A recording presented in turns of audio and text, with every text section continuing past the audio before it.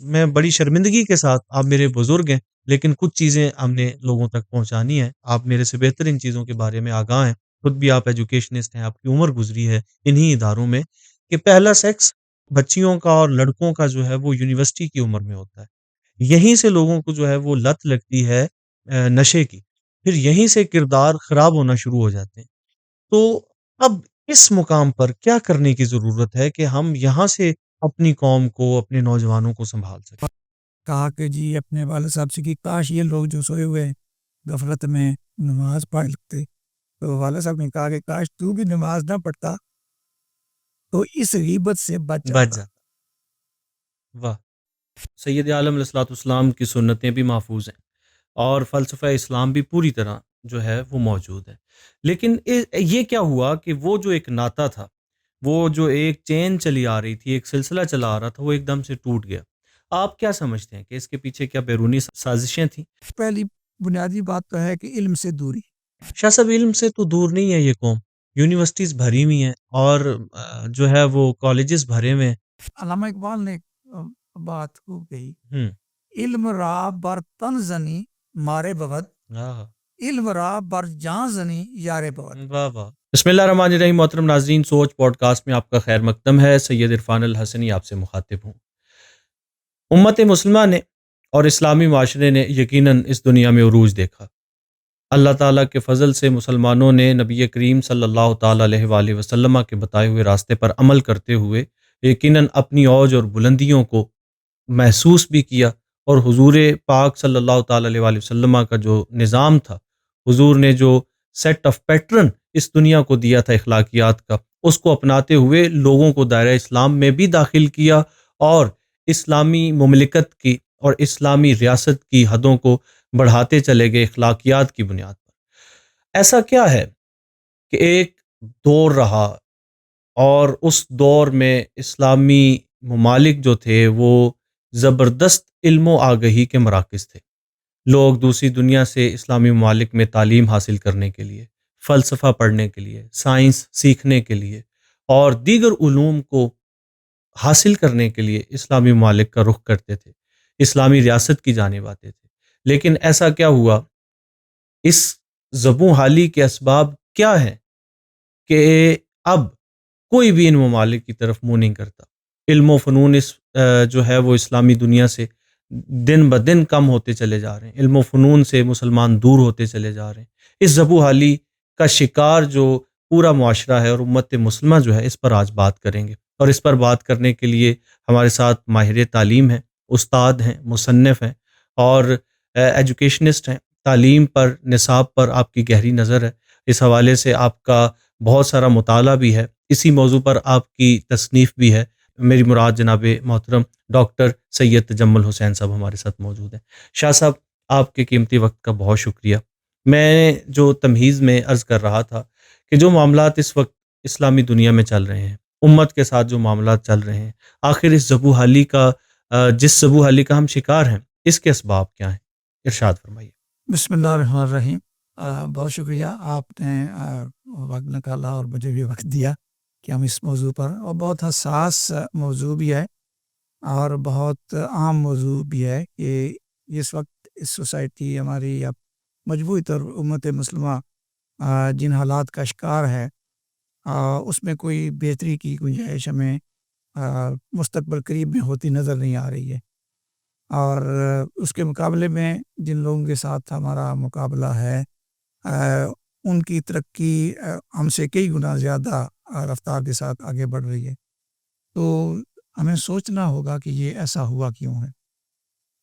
اگر ہم جو بات آپ نے شروع میں کی، نبی پاک صلی اللہ علیہ وسلم کے دور کا ذکر آپ نے کیا، اور پھر خلفائے راشدین کا دور آیا، اور پھر اموی اور عباسی سلطنتیں وجود میں آئیں، تو مسلمان ترقی کر رہا تھا، آگے بڑھ رہا تھا، تو اس کا ہمیں دیکھنا ہوگا کہ بنیاد کیا تھی، کس بنیاد پر وہ ترقی کر رہے تھے، اور جب وہ بنیاد نہیں رہی تو پھر ہم پیچھے جو ہے وہ چلے گئے۔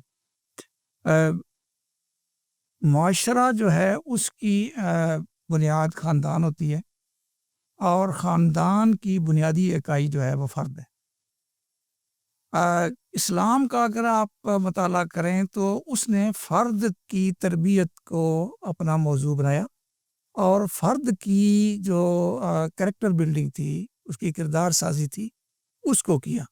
جب فرد کا کردار مضبوط ہوتا ہے تو اسلام چونکہ مساوی سلوک کرنے والا دین ہے، اور چھوٹے بڑے امیر غریب مرد عورت سب کو وہ کہتا ہے کہ جی آپ نے علم حاصل کرنا ہے، اور سب کو مواقع بھی یکساں دیتا ہے۔ جب آپ سب کو افراد کو یکساں مواقع دیتے ہیں تو پھر اس میں سے پھر جو اللہ تعالیٰ کے جن پر انعام ہوتا ہے، ذہین لوگ ہوتے ہیں جو محنت کرنے والے ہوتے ہیں، پھر وہ آگے نکلتے ہیں اور لیڈرشپ جو ہے وہ بڑھنا شروع ہوتی ہے۔ اور وہ لیڈرشپ پھر کسی ایک میدان میں نہیں ہوتی ہے، وہ لیڈر آپ کو صنعت میں بھی ملتی ہے، زراعت میں بھی ملتی ہے، دفاع میں بھی ملتی ہے، فارن تعلقات میں ملتی ہے، لٹریچر میں بھی ملتی ہے، معاشیات میں بھی ملتی ہے، سیاست میں بھی ملتی ہے۔ تو آپ دیکھیں کہ کون سا ایسا موضوع ہے زندگی کا جس میں مسلمانوں نے لیڈرشپ نہیں دی۔ سائنس کو لے لیں، زراعت کو لے لیں، تجارت کو لے لیں، معیشت کے باقی شعبے لے لیں، گھریلو زندگی سے لے کر فارن افیئرس تک، غیر ملکی علوم لے لیں، زبانیں لے لیں، تو ہر معاملے میں اسلام نے لیڈر پیدا کیے، اور ان کی بنیاد فرد کی تربیت کے یکساں مواقع فراہم کرنے سے۔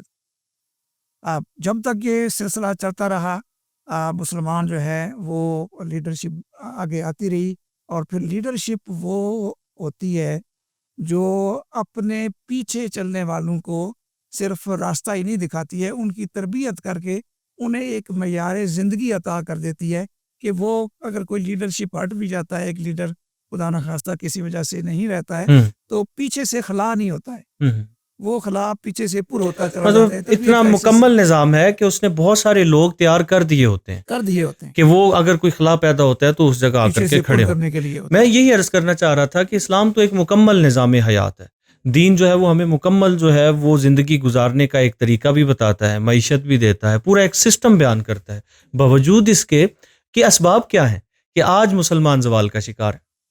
اس کی بنیادی وجہ یہ ہے نا کہ مسلمانوں نے وہ جو سسٹم تھا نا تربیت کا، کردار سازی کا، اس سے ناطہ جو ہے وہ توڑ لیا یا کمزور کر لیا۔ لیکن فلسفہ زندگی جو ہوتا ہے وہ آپ کو راستہ دیتا ہے، متعین کرتا ہے، اور اسلام کے فلسفہ زندگی میں آپ کی جو ترقی ہے اس کا معیار کیا ہے؟ اس کی ترقی کا معیار یہ ہے کہ آپ اللہ کی ذات کا عرفان حاصل کرتے ہیں، نبی صلی اللہ علیہ وسلم کے پیغام کو، قرآن کے پیغام کو سمجھتے ہیں، اور اس کو اپنی زندگی کے تمام معاملات میں عمل پیرا کرتے ہیں۔ جی بے شک۔ جب تک ہم نے اس کو اسی طرح سے لیا اور اس پر عمل کیا، تب تک مسلمان جو ہیں وہ ترقی بھی کرتے رہے اور آگے بھی بڑھتے رہے۔ بے شک بے شک۔ جب ہم نے اس فلسفہ زندگی کو کمزور کر دیا یا اس میں سے عمل کرنا ہم نے چھوڑ دیا، اور ہمارے نزدیک زندگی کا مقصد اس دنیا کی جو ترقی ہے یا آسائشات ہیں ان کا حصول ہم نے کر دیا۔ اسلام کے فلسفہ زندگی میں یہ دنیا میدان عمل ہے، اور تیار کرتا ہے انسان کو اس دنیا کے لیے جو اس نے آخرت کی شکل میں دائمی طور پر زندہ رہنا ہے۔ جی بے شک۔ اب یہ میدان عمل میں اگر آپ نے کردار کے ساتھ اترنا ہے تو پھر تو آپ آگے بڑھ سکے ہیں، مکمل مقابلہ کر سکتے ہیں۔ لیکن اگر آپ میدان عمل میں صرف باتیں لے کر کریں گے، تقریریں لے کر کریں گے، کردار نہیں ہوگا، اور دنیاوی آسائشات آپ کے مطمع نظر ہوں گی، تو پھر وہ جو منزل ہے وہ آپ سے دور ہوتی جائے گی۔ جی بے شک۔ تو ہم نے اپنی اگر تاریخ میں دیکھیں، ہمارے جب خلفائے راشدین تھے تو وہ نمونہ تھے عمل کا، اور ان کا کردار یہ تھا کہ وہ رات کو اپنی پیٹھ پہ سامان لاد کے کسی بھوکے کو کھانا کھلاتے تھے، گلیوں میں گشت کرتے تھے، کوئی کھانا بھوکا نہ رہ جائے، کوئی معذور جو ہے وہ علاج سے محروم نہ رہ جائے، تو وہ کرتے تھے۔ لیکن جب ہم نے اس دیانت اور امانت جو ہماری ہے، جو ہمارا سلطنت کا عنان اقتدار ہے، وہ بیسیکلی ہمارے پاس ایک امانت ہوتی ہے۔ جی بے شک۔ اس امانت کا جب ہم نے استعمال صحیح کیا اور لوگوں کی اور مخلوق خدا کی اور دین کی تعلیمات کے مطابق اس کا استعمال کیا، تو پھر ہم نے ایسا معاشرہ پیدا کیا کہ جس کے لیے دنیا جو ہے اس کو رول ماڈل سمجھتی تھی اور لوگ ان کی طرف آتے تھے۔ لیکن جب ہم نے اس امانت کو اپنے ذاتی مفادات کے لیے استعمال کرنا شروع کیا اور تو نتیجہ یہ نکلا کہ ہم ذاتی طور پر تو شاید بہتر ہوئے، لیکن مجموعی طور پر معاشرہ جو تھا وہ زوال کا شکار ہوا۔ تو علم کی بنیاد فلسفہ حیات ہے، اور فلسفہ حیات عمرے کی بنیاد جو ہے وہ اللہ کی توحید اور قرآن اور نبی صلی اللہ علیہ وسلم کی محبت اور ان کی سنتوں کا پر عمل کرنا ہے۔ شاہ صاحب یہ چیزیں تو ساتھ ساتھ چل رہی تھیں، سید عالم علیہ الصلوۃ والسلام کی سنتیں بھی محفوظ ہیں اور فلسفہ اسلام بھی پوری طرح جو ہے وہ موجود ہے، لیکن یہ کیا ہوا کہ وہ جو ایک ناطہ تھا، وہ جو ایک چین چلی آ رہی تھی، ایک سلسلہ چلا آ رہا تھا، وہ ایک دم سے ٹوٹ گیا۔ آپ کیا سمجھتے ہیں کہ اس کے پیچھے کیا بیرونی سازشیں تھیں؟ کیا اس کے پیچھے ہمارے جو ہے وہ معتبر لوگ جو ہیں، مستند لوگ اور علماء جو تھے، جو راہبر اور لیڈر تھے، یہ ان کی کوتاہیاں تھیں، یا پھر لوگوں نے خود جو ہے وہ اس سسٹم کے ساتھ، اس دین کے ساتھ جو ہمارا تعلق تھا، ایک قلبی روحانی سلسلہ جو قائم تھا، اس کو کمزور کر لیا؟ آپ کیا سمجھتے ہیں کہ کیا یہ اسباب درست ہیں جو میں نے عرض کیے؟ یہ اسباب اس طرح سے تو درست ہیں، لیکن بنیادی طور پر جو میں کہہ رہا تھا نا کہ جب آپ اس بنیادی فلسفے کے ساتھ جڑے رہتے ہیں تو پھر آپ لیڈر پیدا کرتے ہیں نا۔ لیڈرز مینز آپ عالم بھی ایک لیڈر ہے، استاد بھی ایک لیڈر ہے، اور ایک اچھا تاجر بھی ایک لیڈر ہے، باپ بھی ایک لیڈر ہے، اور اپنے خاندان کا، کنبے کا، قبیلے کا سربراہ بھی ایک لیڈر ہے۔ تو وہ لیڈرشپ جب پیدا ہو رہی تھی اور ان اصولوں پر ہو رہی تھی جو دین کی بنیاد ہیں، اساس ہیں، تو اس طرح کے جب لیڈر پیدا ہوتے تھے تو ان کے پیچھے ایک سلسلہ چل پڑتا تھا اور وہ زندگی آگے بڑھ رہی تھی۔ جب ہم نے اس سلسلے کو کمزور کر دیا یا کسی حد تک منقطع کر دیا، تو پھر ہمارے لیے جب تک لیڈرشپ نہیں رہی، ہم دیکھتے ہیں نارملی بھی، ہم گھروں میں بھی بچہ والدین کو فالو کرتا ہے، دیکھتا ہے، اسکول میں جاتا ہے تو استاد کو دیکھتا ہے، مسجد میں جاتا ہے تو امام کو تو یہ ساری جو لیڈرشپ ہے یہ کردار سازی کا ذریعہ بنتی ہے، اور جب تک کردار ہمارے بنتے رہے تب تک بیرونی سازشیں تو دیکھیں نا اس زمانے میں بھی ہو رہی تھی نا۔ جی بے شک۔ وہ کوئی زمانہ ایسا نہیں تھا کہ جی سازشیں نہیں ہو رہی تھی۔ خیر و شر تو ازل سے ہی برسر پیکار رہے ہیں، اور وہ اس پہ لیکن کردار اتنا مضبوط نبی صلی اللہ علیہ وسلم نے اپنے پیروکاروں کا بنا دیا تھا کہ اس کے مقابلے میں شر جو ہے وہ اپنے تمام ہیلے سازیوں کے باوجود وہ ان کو کمزور نہیں کر پاتے۔ تو ہمارے ساتھ ہوا یہ کہ ہم نے اس پیٹرن جو زندگی کا تھا اس کو ہم نے عمل اس پہ کمزور ہمارا ہو گیا، اور جب ہم نے اس پہ عمل کرنا کمزور کیا تو پھر شر تو رہتا ہی ہے اس طاق میں کہ جی کہیں سے اسے راستہ ملے، کہیں سے کوئی کمزوری نظر آئے اور وہ اس کو پکڑ لے۔ تو دیکھ لیں پھر کیا ہوا،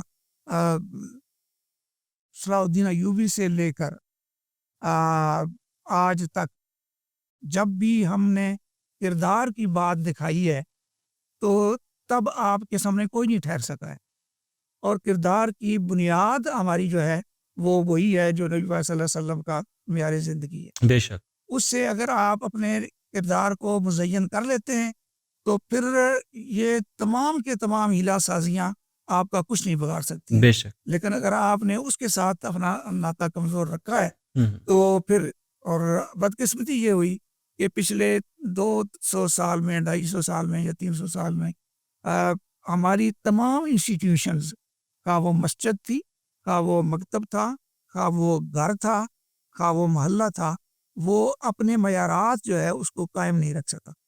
وہ ان معیارات سے دن بدن جو ہے وہ نیچے گرتا رہا۔ شاہ صاحب میں یہیں پہ آپ سے پوچھوں گا، بڑی خوبصورت بات آپ نے کی کہ تمام انسٹیٹیوشنز ہمیں فیل نظر آتے ہیں، اپنی ذمہ داری کو پوری نہیں کر رہے۔ کیا محرکات ہیں اس کے پیچھے؟ کیا وجہ بنی کہ یہ انسٹیٹیوشنز ایک ایک کر کے جو ہے وہ فیل ہوتے چلے گئے اور ہم اخلاقی پستیوں کا شکار ہوتے چلے گئے؟ اس کی بنیادی وجہ تو وہی ہے کہ جی لوگوں نے علم حاصل کرنا چھوڑ دیا، اور علم، نبی پاک صلی اللہ علیہ وسلم نے فرمایا کہ ہر مسلمان اور مرد یا ہو یا عورت پر اس پہ علم کا حصول فرض ہے۔ ہم نے پچھلے 300 سال میں ایک خاص طبقہ کو ذمہ داری سونپ دی اور عوام الناس نے علم حاصل کرنا چھوڑ دیا، یا وہ علم حاصل نہیں کیا جو ان کی بنیاد تھی یا جو ان کو کردار کی طرف لے کے جاتا تھا۔ ہم نے علم سے دوری اختیار کر لی اور چند لوگوں کو ہم نے ذمہ داری سونپ دی۔ ان لوگوں نے جس طرح سے ہمیں چلانا چاہا چلایا، اور جو آپ نے اشارہ دیا تھا کہ جی بیرونی طاقتیں کرتی ہیں اور وہ کرتی ہیں، تو اگر پورا معاشرہ علم حاصل کرنے والا ہو اور جانتا ہو تو اس کو گمراہ کرنا مشکل ہوتا ہے۔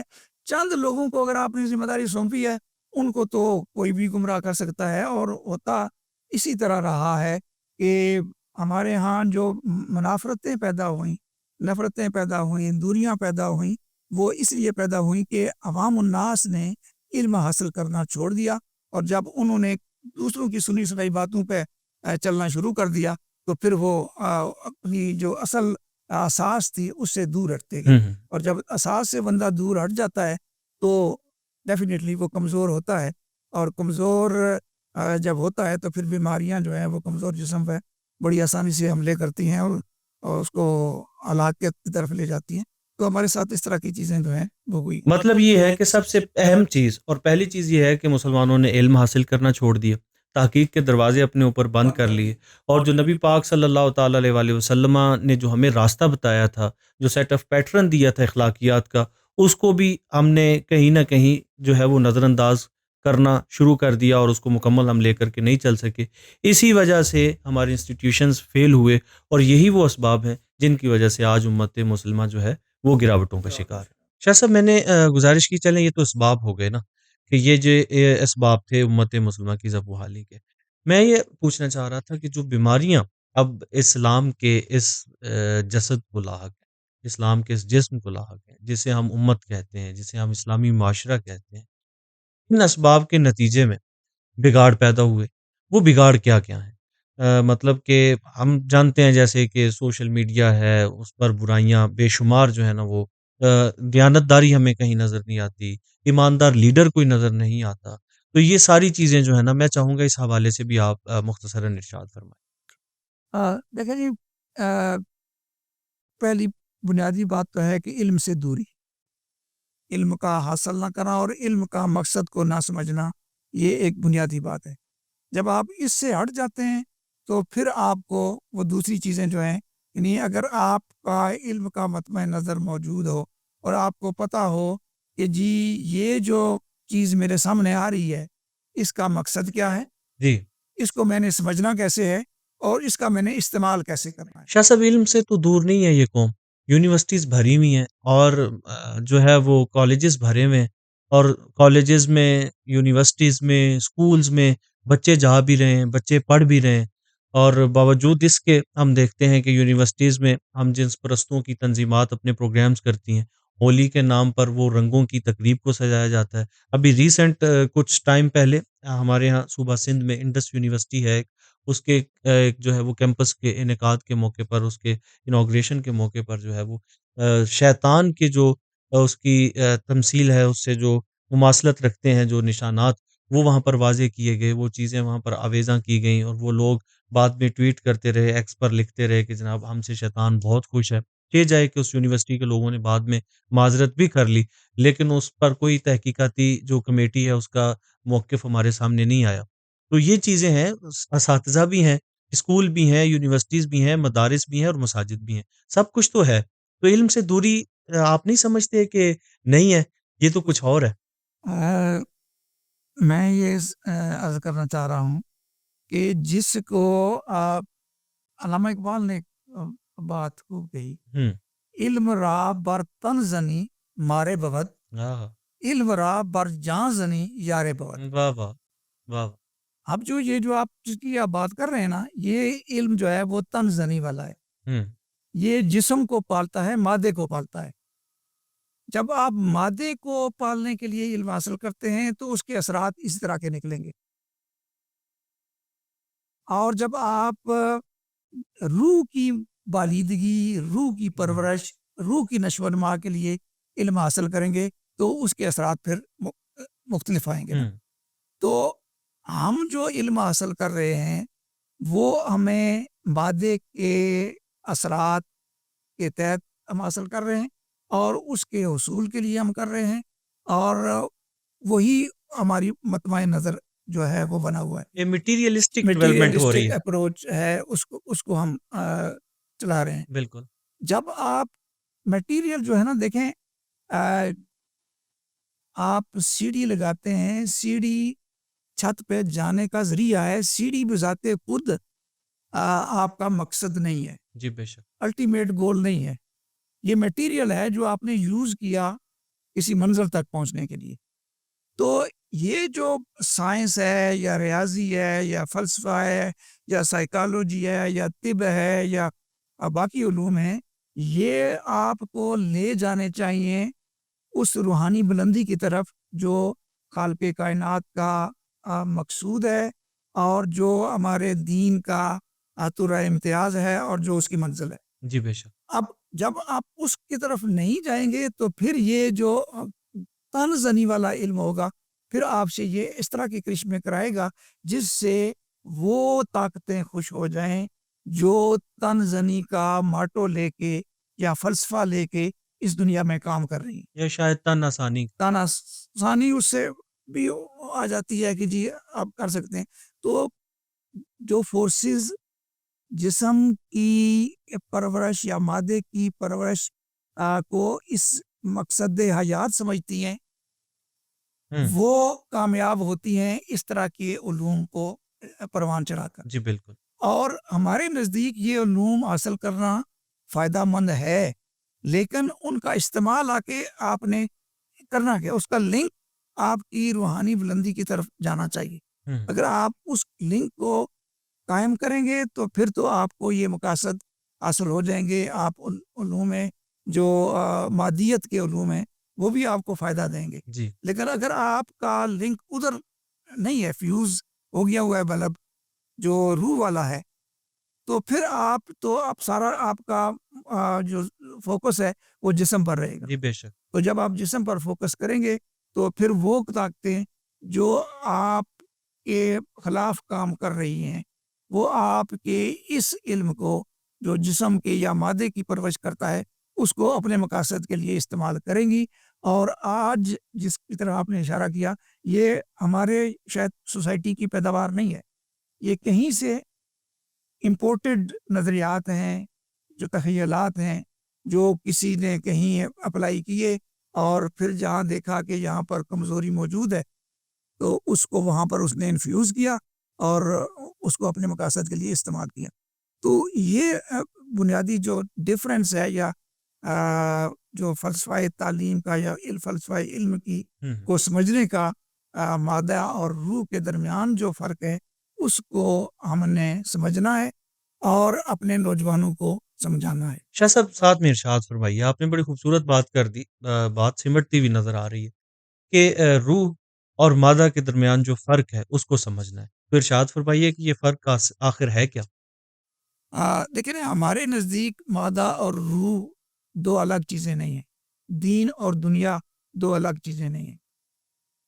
یہ دنیا ہمارے لیے میدان عمل ہے، میدان کارزار ہے، یہاں ہمارے اعمال اس طرح سے ہونے ہیں جس طرح سے ہمیں سکھایا گیا ہے، جس طرح سے کتاب ہدایت جو ہے وہ ہمیں دی گئی ہے اس کے مطابق چلنا ہے۔ اگر آپ اس کے ساتھ چلتے رہیں گے تو آپ کی یہ دنیا آپ کو تقویت دے گی اور آپ کو کامیابی کی طرف لے جائے گی۔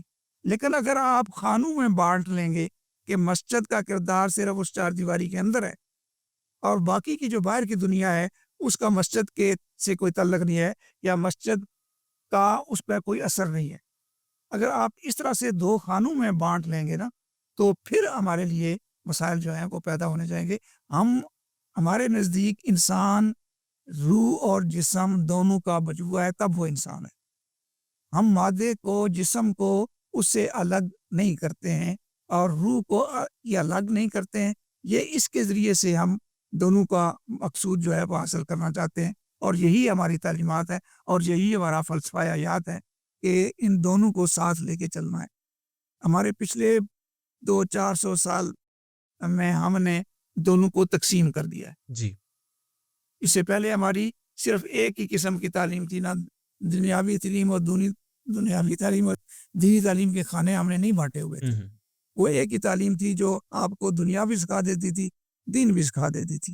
اب ہمارے سامنے جو ہے ہم نے دو جو ہے وہ کمپارٹمنٹ بنا لیے ہیں اور ان کمپارٹمنٹ کو آپس میں لنک جو کرنا تھا وہ لنک ہم نے نہیں کیا. شاہ صاحب، جو نوجوان، جو ینگسٹر یہ سمجھتا ہے کہ تن آسانی ہی سب کچھ ہے، بس پیسے کمانے کے لیے علم حاصل کیا جائے، پیسہ کمانے کے لیے تعلقات قائم کیے جائیں، انہی لوگوں کے ساتھ قائم کیے جائیں جو کہ پیسے والے ہیں اور پاور والے ہیں، یہ ایک تلخ حقیقت ہے جو ہمارے معاشرے میں پائی جاتی ہے. تو جو یہ سمجھتا ہے کہ میں نے پڑھنا بھی اس لیے ہے، میں نے زندگی بھی اس لیے گزارنی ہے، پھر اس کا مذہب سے کیا لینا دینا؟ وہ مذہب سے کیسے جڑے گا؟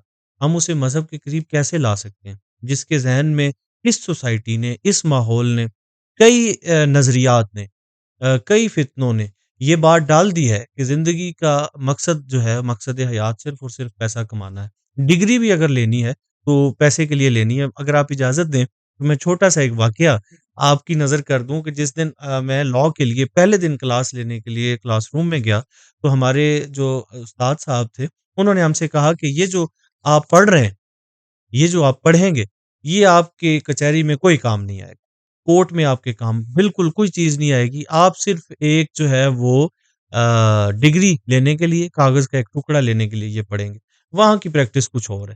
تو اگر پہلے دن ہی یہ چیزیں اساتذہ بچوں سے کہیں گے تو آپ پھر کیا سمجھتے ہیں کہ یہ ڈائریکشن، یہ سمت کس طرف جائے گی قوم، یہ ینگسٹرز کس طرف جائیں گے؟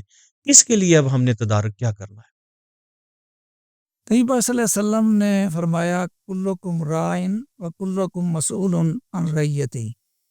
تم میں سے ہر ایک رائی ہے اور اس کو اس کی رعیت کے بارے میں سوال کیا جائے گا، اس سے پوچھا جائے گا. تو پوچھا گیا کہ جی ہم بھی رائی ہیں؟ تو آپ صلی اللہ علیہ وسلم نے فرمایا ہاں، گھر کا سربراہ بھی رائی ہے، کلاس کا استاد بھی رائی ہے، مسجد کا خطیب بھی رائی ہے، اور جو اوپینین میکر جو بھی کوئی ہے وہ سارے کے سارے رائی ہیں. جی بالکل. اب اگر رائی کی قدم ڈگمگا جائیں، اس کی منزل جو ہے وہ کچھ اور ہو جائے، تو پھر جو رعیت ہے اس کو آپ کیسے سنبھالیں گے؟ ہوں. تو ہمیں اگر قبلہ اپنا درست کرنا ہے تو ہمیں اپنے والدین کو یہ بتانا ہوگا کہ جی تمہاری ذمہ داری کیا ہے. اپنے ماں کو، باپ کو، کہ تمہارا ذمہ داری صرف یہ نہیں ہے، تم مشینیں نہیں ہو کہ تم کما کے لاؤ اور پکا کے کھلا دو. تمہارے ذمہ اور بھی بہت ساری چیزیں ہیں جن کو تم نے ادا کرنا ہے، اور وہی اصل میں تمہارا کردار، رالی کا کردار وہ ہے جس کے بارے میں تم سے سوال کیا جائے گا. نبی صلی اللہ علیہ وسلم نے فرمایا کہ جو والد جو سب سے عام ورثہ اپنی اولاد کے لیے چھوڑتا ہے وہ اس کی تعلیم ہوتی ہے، تربیت ہوتی ہے. تو تربیت کا جو پہلو ہم نے اپنے گھروں کے اندر سے نکال دیا ہے، اپنی کلاس روم کے اندر سے نکال دیا ہے، اپنی مساجد کے اندر سے نکال دیا ہے، اس کو ہم نے واپس لانا ہوگا. جب تک ہم اس کو واپس نہیں لائیں گے اور تب تک اس کے لیے ہم آگے نہیں بڑھ پائیں گے. لیکن وہ کوئی اتنا آسان کام بھی نہیں، وہ کوئی شارٹ کٹ بھی نہیں. اس کے لیے ہمیں کوئی مثالی ادارے بنانے پڑیں گے جس میں سے آپ ایسا نصاب لائیں اور ایسی پریکٹسز وہاں انٹروڈیوس کریں جن میں سے جو بچے نکل کے جائیں گے وہ واقعتاً ایک اچھے کردار کے عمل لوگ ہوں گے. اور جب وہ چلیں گے آگے تو جو زنجیر ہے جہاں سے کڑی ٹوٹ گئی تھی، وہ زنجیر کی کڑی جو ہے وہ پھر سے جڑنا شروع ہو جائے گی. اور اس کو لیکن ہماری سوسائٹی میں الحمدللہ ایسے لوگ موجود ہیں جن کے اندر یہ احساس موجود ہے اور وہ کرنا بھی چاہتے ہیں. بالکل صحیح. تو ہمیں ان لوگوں کو موٹیویٹ کرنا ہے، ان کو اس راستے میں ان کی ٹارچ بیرر بنانا ہے۔ ہم تو سوچ پوڈ کاسٹ لے کر حضرات کی خدمت میں حاضر ہی اس لیے ہوتے ہیں کہ وہ سوچیں جو کچھ کرنا چاہتی ہیں، جو اپنے نظریات مثبت انداز سے اپنی قوم کے لیے، اپنے لوگوں کے لیے اور امت کے لیے کی فلاح کے لیے پیش کرنا چاہتے ہیں، ہم ان کا پیغام پہنچا سکیں۔ آج اسی سلسلے میں آپ کی خدمت میں بھی تو ہم حاضر ہیں۔ شاہ صاحب، آپ نے بڑی خوبصورت بات ارشاد فرمائی کہ ایسے لوگوں کا ہم دست و بازو بنے جو صحیح معنوں میں قوم کی اور امت کی خدمت کرنا چاہتے ہیں۔ لیکن بگاڑ اس حد تک پیدا ہو چکا ہے، معاملات اس حد تک بگڑ چکے ہیں۔ میں عرض کروں کہ جو انسداد منشیات کے جو ادارے ہیں، انہوں نے بتایا ہے کہ 44% لوگ 44% جو ہے ہماری یونیورسٹیز کے نوجوان جو ہیں وہ ڈرگز لیتے ہیں، وہ نشے کے عادی ہو چکے ہیں۔ اور میں بڑی شرمندگی کے ساتھ، آپ میرے بزرگ ہیں لیکن کچھ چیزیں ہم نے لوگوں تک پہنچانی ہیں، آپ میرے سے بہتر ان چیزوں کے بارے میں آگاہ ہیں، خود بھی آپ ایجوکیشنسٹ ہیں، آپ کی عمر گزری ہے انہی اداروں میں، کہ پہلا سیکس بچیوں کا اور لڑکوں کا جو ہے وہ یونیورسٹی کی عمر میں ہوتا ہے۔ یہیں سے لوگوں کو جو ہے وہ لت لگتی ہے نشے کی، پھر یہیں سے کردار خراب ہونا شروع ہو جاتے ہیں۔ تو اب اس مقام پر کیا کرنے کی ضرورت ہے کہ ہم یہاں سے اپنی قوم کو، اپنے نوجوانوں کو سنبھال سکیں؟ نہیں، میں نے پہلے جیسے عرض کیا، اس کے لیے کوئی شارٹ کٹ نہیں ہے اور یہ کسی ایک ادارے کی ذمہ داری بھی نہیں ہے۔ آپ گھر سے سٹارٹ کریں گے اور جو بچہ مسجد میں جائے گا تو وہاں سے اس کی تربیت ہونی چاہیے اس طرح سے، وہی تربیت کو آگے اس کا سٹیپ ہو اسکول میں، اور اسی اسکول سے آگے آپ یونیورسٹی میں۔ لیکن یہ کافی نہیں ہے کہ جی آپ دے دیں، کیونکہ جو انویڈرز ہیں نا، وہ انویژن کر رہے ہیں اور ان کی انویژن بڑی ٹیکنیکل طریقے سے ہو رہی ہے، بہت خوب، بہت خوب۔ بہت ٹیکنیکل جی طریقے جی، سے ہو رہی ہے۔ بالکل بالکل۔ سوشل انسٹرومنٹس بھی وہ استعمال کرتے ہیں، فائنینشیل انسٹرومنٹس کو بھی استعمال کرتے ہیں، ایون ایجوکیشن انسٹرومنٹس کو بھی استعمال کرتے ہیں۔ بعض دفعہ نصاب کے اندر، کتاب کے اندر بھی ایسی چیزیں ڈال دی جاتی ہیں یا ڈلوا دی جاتی ہیں کہ وہ بچوں کو ان مقاصد کے قریب تر کر دیتی یہ ایک لٹمس ٹیسٹ ہوتا ہے، ہاں، ایک چیک میزائل کے طور پر جو ہے وہ چیزیں۔ وہ ڈال دیتے۔ ہاں جی، تو ہمیں مطلب ہے پوری جو اسٹیک ہولڈرز ہیں ان میں سے ہر ایک کو اپنا کردار ادا کرنا، گورنمنٹ کو بھی، قانون نافذ اساتذہ کو کرنے بھی۔ والے ادارے جو ہیں جی ان بالکل کو بھی کرنا ہوگا، بالکل بالکل۔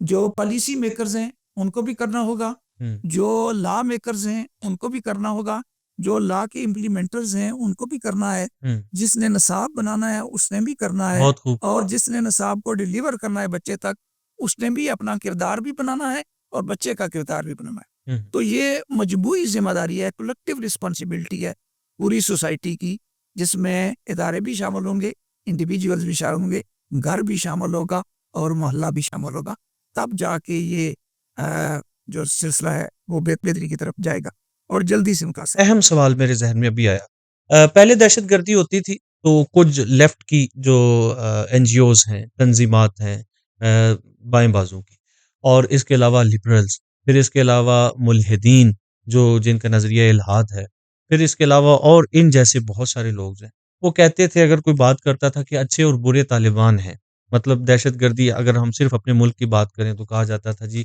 اچھے اور برے طالبان میں جو ہے وہ تفریق کی جائے، ان میں جو ہے وہ اچھوں کے ساتھ صلح کر لی جائے اور بروں کے ساتھ لڑا جائے۔ ان تنظیمات کو جو ہے وہ بہت دکھ ہوتا تھا اس بات کا، وہ کہتے تھے جی کیا اچھا اور کیا برا، دہشت گرد تو دہشت گرد ہے، اس سے لڑا جائے، اس کے خلاف جو ہے وہ حکومت جو ہے وہ لڑائی کرے۔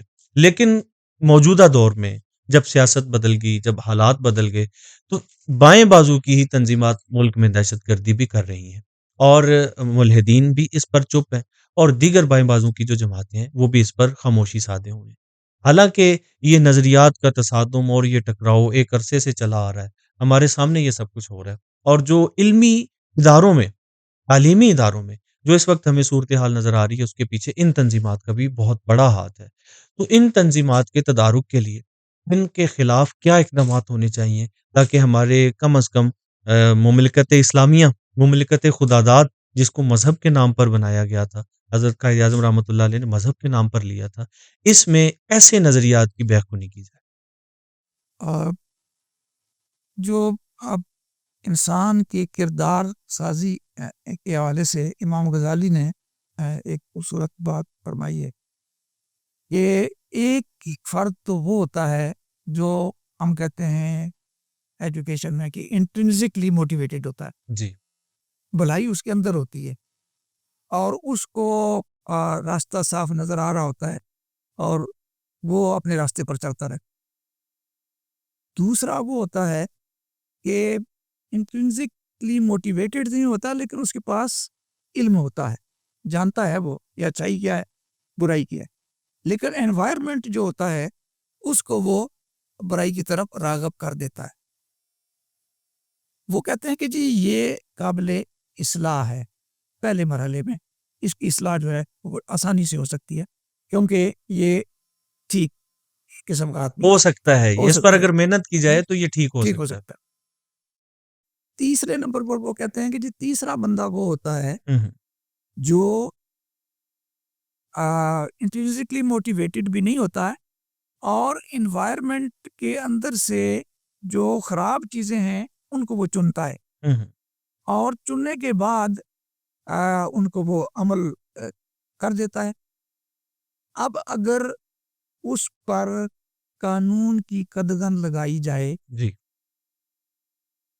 تو وہ کسی نہ کسی مرحلے پہ واپس آ جاتا ہے، ہوں، مطلب ہے لیپس نہیں ہوتا ہے، وہ واپس آ جاتا ہے.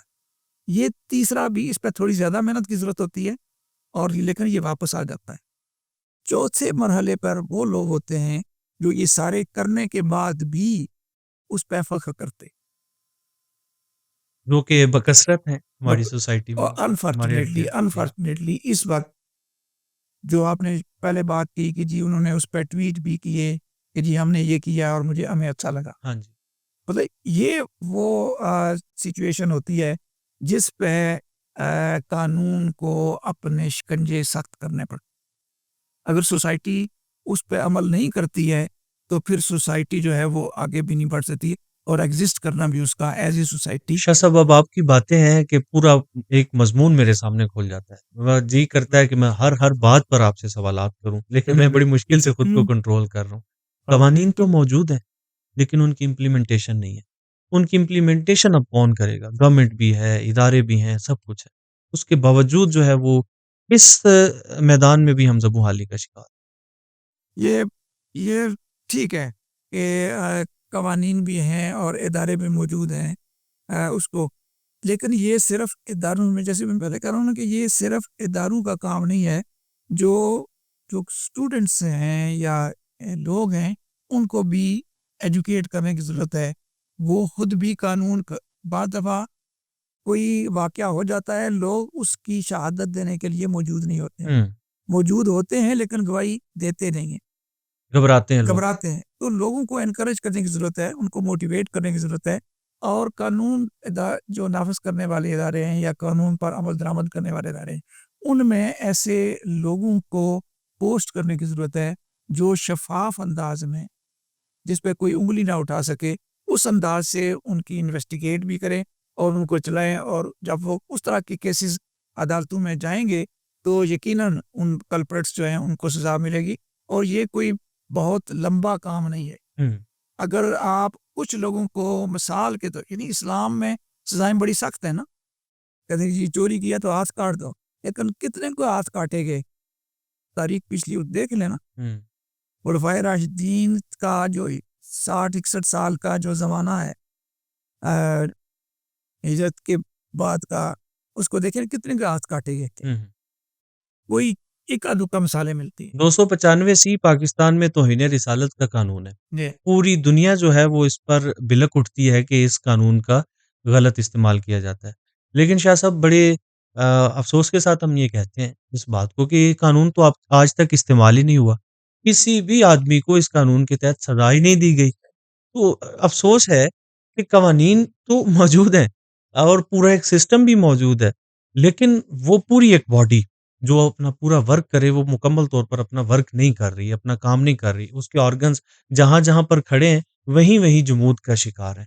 تو ان کو حرکت دینے کے لیے، حرکت میں لانے کے لیے کون سی تحریک چلائی جائے، کون سے لوگوں کو سامنے لایا جائے؟ اس میں دیکھیں نا جو اداروں کے اندر تربیتی نظام ہے، ایک تو اس کو آپ نے مضبوط کرنا ہے اور ان پہلوؤں سے مضبوط کرنا ہے جو آپ کی کریکٹر بلڈنگ کے حوالے سے آپ کو نتیجہ دے سکیں. ہوں، صرف قانون پڑھا دینا کافی نہیں ہے یا اس کی آگاہی نہیں ہے، اس کے اندر جو اس کا انٹرنل جو سوچنے کا انداز ہے، انسان کا ذہن کا سوچنے کا انداز ہے، اس میکنزم کو آپ نے کرنا ہے، تربیت کے سے گزار کے مثالی کردار جو ہے وہ بنانا ہے، اور ایسے لوگوں کو آپ نے ان اداروں میں پوسٹ کرنا ہے جہاں جن ان کی ذمہ داری ہے قانون نافذ کر.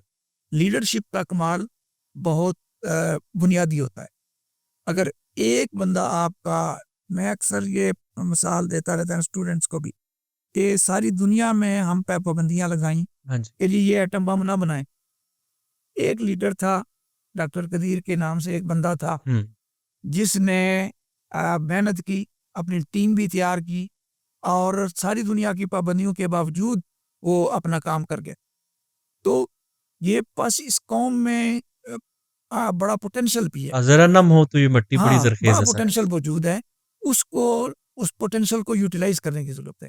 ایسے لوگوں کا انتخاب کریں، ان کی تربیت کریں اور ان کو ذمہ داریاں دیں، ان کو جو کردار ادا کرنے والا اور انڈیپینڈنٹ بنا کے دیں کہ وہ انڈیپینڈنٹلی اپنا کردار ادا کر سکیں. اگر وہ ان کو دیں گے تو میرے خیال میں اگر کسی تھانے میں کوئی اچھا تھاندار ایک آ جائے نا، ہوں، تو اس کے کرائم اندر ریٹ سے نیچے کرائم چلا جاتا ہے. ختم ہو جاتی ہے. جی تو بالکل. ایک ہی بندہ ہوتا ہے. تو لیڈرشپ کا کردار جو ہے وہ بنیادی ہے. تو اداروں کے اندر جو لیڈرشپ ہے اس کو آپ مضبوط بنا لیں. جیسے گھر ہے، گھر کے اندر لیڈرشپ بنا لیں، مسجد کی لیڈرشپ ٹھیک کر لیں، کلاس روم کی لیڈرشپ ٹھیک کر لیں، آپ کے معاملات جو ہیں وہ ٹھیک ہونا چاہیے. ماشاء اللہ شاہ صاحب، آپ نے بڑے خوبصورت انداز میں جو امت کی ذبح حالی کے اسباب تھے وہ بھی بیان فرمائے. پھر اس کے بعد آپ نے جو تدارک ہے، جو حل ہے، اس جانب بھی خوبصورت ارشادات فرمائے کس حوالے سے. اور پھر آپ نے بڑی اہم بات ارشاد فرمائی کہ جو احتساب ہے، احتساب سازی ہے، وہ بھی ہونی چاہیے. اور ساتھ ہی ساتھ پھر ایسا کوئی نہ کوئی ادارہ ضرور ہونا چاہیے جو کہ باقاعدہ طور پر لیڈرشپ تیار کرے، جو کہ قوم کو لیڈ کر سکے. اور اس ادارے کی ہمیں اپنے معاشرے میں کمی نظر آتی ہے. شاہ صاحب، کوئی دل کی بات، کوئی پیغام، کوئی میسج کیا ارشاد فرمائیں گے؟ دل کی بات تو یہ ہے جی کہ ہر بندہ اپنے آپ کو بندہ بنا.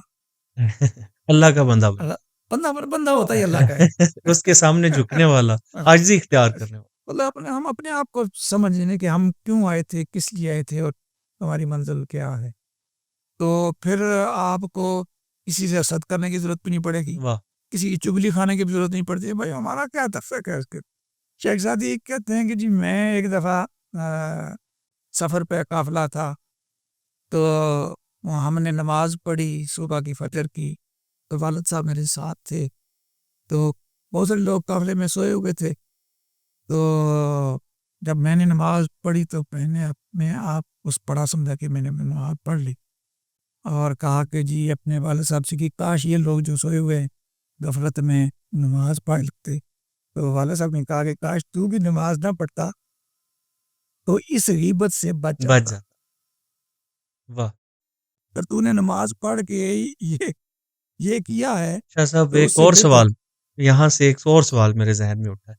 یہ وہ اکابرین امت ہیں جنہوں نے اس دور کے کہ جب امت جو ہے وہ اپنے پیک پر تھی، اور امت مسلمہ سے لوگ سیکھتے تھے، اسلامی ممالک میں لوگ باقاعدہ سفر کرتے تھے فلسفہ اور علوم و فنون سیکھنے کے لیے.